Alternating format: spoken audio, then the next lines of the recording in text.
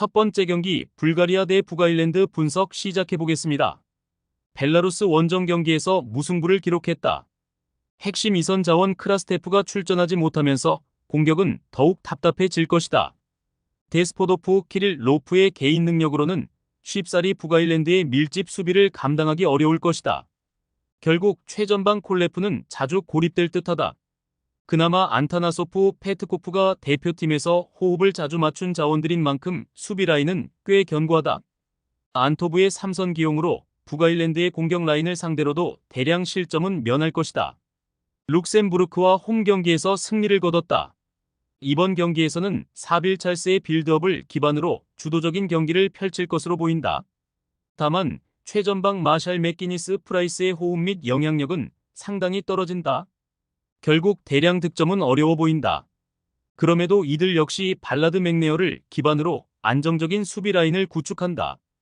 브레블리가 3선에서 활발한 활동량을 보여주며 불가리아의 측면 자원들을 억제할 것이다. 북아일랜드가 경기를 주도할 수 있을 것이다.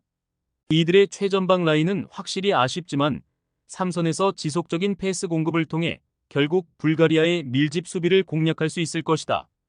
북아일랜드의 반전을 예상한다. 두 번째 경기 슬로바키아 대 아제르바이잔 분석 시작해보겠습니다.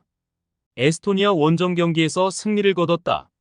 이번 경기에서도 두닥 로보트카의 빌드업을 중심으로 주도적인 경기를 펼칠 것이다. 수슬로프 하라슬린의 드리블 능력은 확실히 위협적인 만큼 최소한 골은 기대되는 전력이다. 수비 라인 역시 안정적이다. 슈크리니아르 바브로운 유로 때부터 안정적인 조직력을 형성 중이다. 스웨덴과 홈 경기에서 패배했다. 이번 경기 역시 바이라모프, 쉐이다 예프를 중심으로 속공을 전개할 것이다. 타다쇼프 역시 좋은 나쁘지 않은 침투를 보여주지만 슬로바키아의 탄탄한 수비 조직력은 감당하기 어려울 것이다. 후세이노프 무스타파제는 호흡은 나쁘지 않지만 체급 차이를 극복해낼 만한 경기력은 보여주지 못하고 있다. 한 체급 위의 슬로바키아 공격 라인에서 고전할 여지가 크다. 슬로바키아의 주도적인 경기가 예상된다. 이들의 공격 전개가 강력한 것은 아니지만 수비 라인이 불안한 아제르바이잔을 상대로는 충분히 자신들의 경쟁력을 보여줄 수 있을 것이다. 슬로바키아의 무난한 승리가 예상된다. 세 번째 경기 크로아티아 대 폴란드 분석 시작해보겠습니다. 포르투갈 원정 경기에서 패배했다.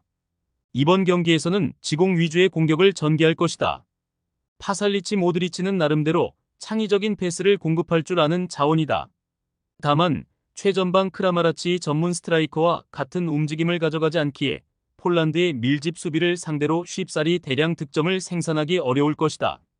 그럼에도 유로 때부터 호흡을 맞춘 슈탈로 폰그라시치 그바르디올은 나쁘지 않은 경기력을 보여줬다.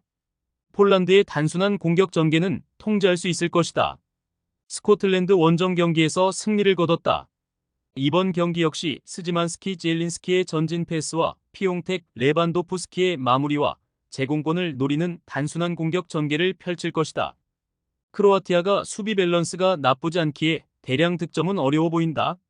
이들이 자랑하는 백삼베드나렉 다비도비츠 키비오르이 지난 경기 멀티 실점을 허용한 것은 사실이다.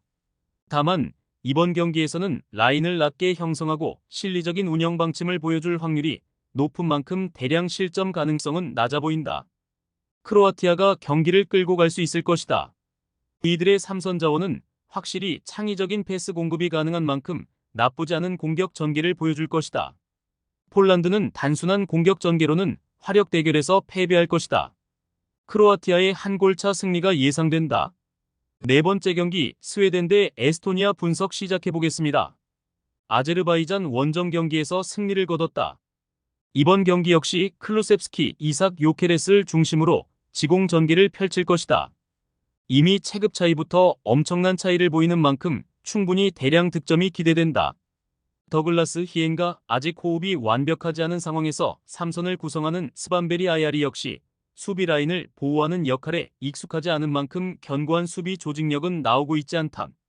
그럼에도 에스토니아의 엉성한 공격 전개는 방어할 수 있을 것이다. 슬로바키아와 홈 경기에서 패배했다. 이번 경기에서도 사피넨탐을 중심으로 속공을 전개할 것으로 보이지만 스웨덴의 수비 라인을 공략하기엔 체급 차이가 상당하다. 날카로운 공격 전개는 기대하기 힘든 상황이다. 그나마 매치를 중심으로 탐이 나쁘지 않은 수비 라인을 구축 중이다. 다만 스웨덴의 공격 전개는 슬로바키아와 다르다. 결국 실점을 허용할 수밖에 없을 것이다. 스웨덴의 일방적인 경기가 펼쳐질 것이다. 이들의 공격 전개는 에스토니아의 밀집 수비를 충분히 공략하고도 남을 것이다. 다만 에스토니아가 수비 조직력이 나쁘지 않은 만큼 기록적인 대승은 어려워 보인다. 다섯 번째 경기 포르투갈 대 스코틀랜드 분석 시작해보겠습니다. 크로아티아와 홈 경기에서 승리를 거뒀다. 이번 경기 역시 비티냐, 페르난데스의 전진 패스 능력을 기반으로 주도적인 경기를 펼칠 것이다. 통산 900호 골을 기록한 호날두의 결정력은 뛰어났지만 레앙 네투의 영향력은 아쉬웠다. 스코틀랜드의 밀집 수비를 상대로도 대량 득점은 어려워 보인다. 이나시우 디아스의 수비 라인은 생각보다 안정적이었다. 벤치에서 수비 라인을 보호해줄 수 있는 네베스가 존재하는 만큼 스코틀랜드의 단순한 공격 전개에 고전할 일은 없어 보인다. 폴란드와 홈 경기에서 패배했다. 이번 경기에서는 크리스티의 침투 혹은 최전방 다이크스의 제공권을 노리는 단순한 공격 전개가 예상된다. 포르투갈의 수비 라인을 감당하기 어려울 것이다.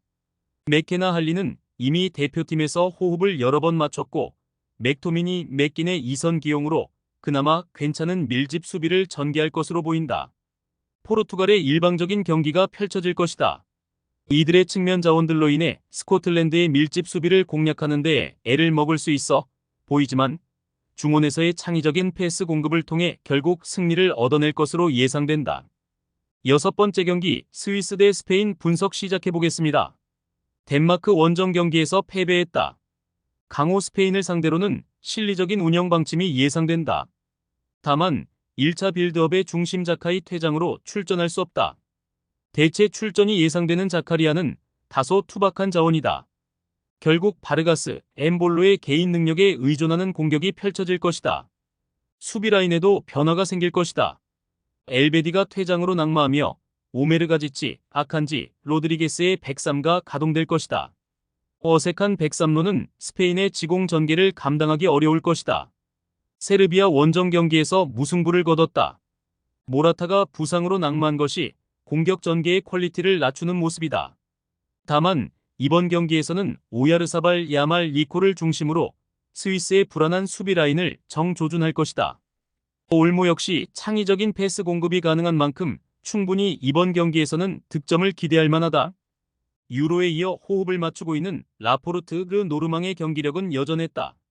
수비맨디의 수비 가담과 함께 안정적인 수비 밸런스가 예상된다. 스페인의 일방적인 경기를 예상한다.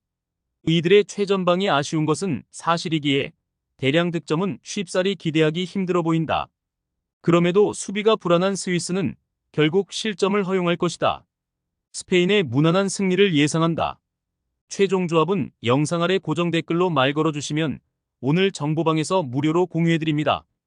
제발 손해보면서 토토하지 말고 다같이 웃으면서 즐겁게 베팅합시다. 함께 하실 분들은 부담 갖지 마시고 편하게 말 걸어주세요.